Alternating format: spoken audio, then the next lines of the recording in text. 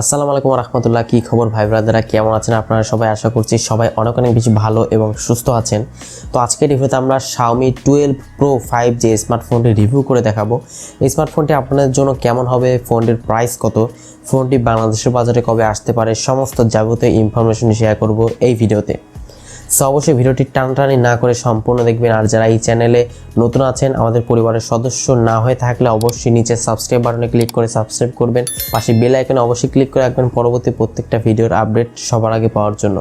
তাহলে চলুন শুরু করা যাক আজকের ভিডিও। প্রিয় দর্শক, প্রথমে যদি আমরা Xiaomi 12 Pro 5G স্মার্টফোনটির ডিজাইন এর বিল্ড কোয়ালিটি নিয়ে কথা বলি। এই স্মার্টফোনটির ডিজাইন কিন্তু একদমই অন্যরকম রাখা হয়েছে, প্রিমিয়াম কোয়ালিটির কিন্তু রাখা হয়েছে। ফ্রন্টে একটি মিডল পাঞ্চল ক্যামেরা আপনারা দেখতে পাচ্ছেন। তবে এই ফোনটি আশা করি ব্যাক সাইডেও কোনো না কোনো গ্লাস এখানে ব্যবহার করা হয়েছে।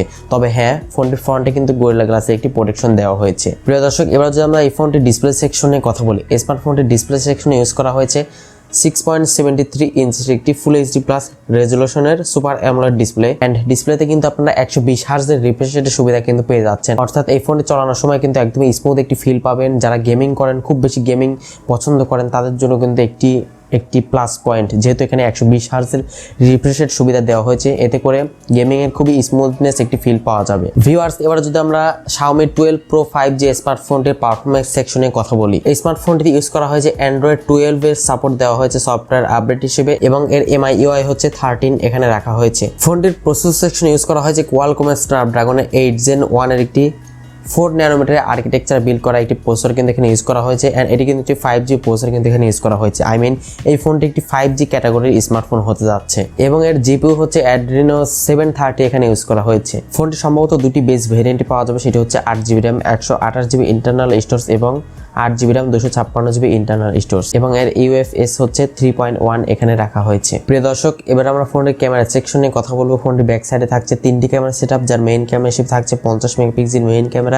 সেকেন্ড ক্যামেরাটি হচ্ছে 50 মেগাপিক্সেল টেলিফটো লেন্স এখানে ইউজ করা হয়েছে, এবং থার্ড ক্যামেরাটি হচ্ছে 50 মেগাপিক্সেল একটি আলট্রা ওয়াইড সেন্সর এখানে ইউজ করা হয়েছে। ফোনের ব্যাক সাইডে কিন্তু তিনটাই 50 মেগাপিক্সেল করে ক্যামেরা ইউজ করা হয়েছে। ফোনটি ব্যাক ক্যামেরা দিয়ে আপনারা সর্বোচ্চ 8K তে 24 fps এ ভিডিও শুট করতে পারবেন, এবং 4K তে 30 fps এ ভিডিও শুট করতে পারবেন। এবং ভিউয়ার্স, এই স্মার্টফোনটির ফ্রন্ট ক্যামেরা হিসেবে আপনারা পাচ্ছেন 32 মেগাপিক্সেল একটি ক্যামেরা। ফোনটির ফ্রন্ট ক্যামেরা দিয়ে আপনারা সর্বোচ্চ 1080p তে 30 fps এ ভিডিও শুট করতে পারবেন। ফোনটিতে লাউড স্পিকারের সুবিধা থাকলেও এই স্মার্টফোনটিতে কিন্তু কোনো প্রকার 3.5mm হেডফোন জ্যাকের সুবিধা থাকছে না। এটা কিন্তু অনেকটাই হতাশাজনক একটি ব্যাপার, বিশেষ করে যারা ওয়্যারলেস হেডফোন ইউজ করে না তাদের জন্য কিন্তু একটি ডিসঅ্যাপয়েন্টেড ব্যাপার। তবে এই ফোনটি ইউজ করতে হলে অবশ্যই একটি ওয়্যারলেস হেডফোন আপনাকে ক্যারি করতে হবে। ফোনটিতে আপনারা Type-C পোর্টের সুবিধা, এবং ফোনটিতে কিন্তু আন্ডার ডিসপ্লে ফিঙ্গারপ্রিন্ট সেন্সরের সুবিধা কিন্তু আপনারা পেয়ে যাচ্ছেন। প্রিয় দর্শক, অ্যাট লাস্ট আমরা স্মার্টফোনটির ব্যাটারি সেকশনে কথা বলবো। ফোনটির ব্যাটারিতে ইউজ করা হয়েছে 4600 mAh একটি massive battery setup.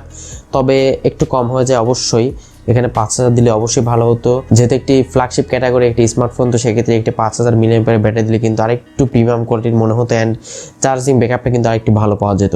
But still এটাতে আপনারা একদিন মতো অনায়াসে চার্জিং ব্যাকআপ কিন্তু পেয়ে যাবেন। প্রিয় দর্শক, এবার আমরা কথা বলবো এই ফোনটির প্রাইসটি কত হতে পারে এবং বাংলাদেশের বাজারে কবে নাগাদ আসতে পারে।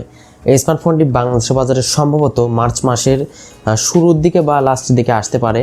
তবে এই স্মার্টফোনটির প্রাইসটি হতে পারে সম্ভবত 70 থেকে 75 হাজার টাকার মধ্যেই। তবে দামটা কিন্তু কম বেশি হতে পারে, যেহেতু এখনও পর্যন্ত লঞ্চ করা হয়নি, তো দামটা কিন্তু কম বেশি হতে পারে।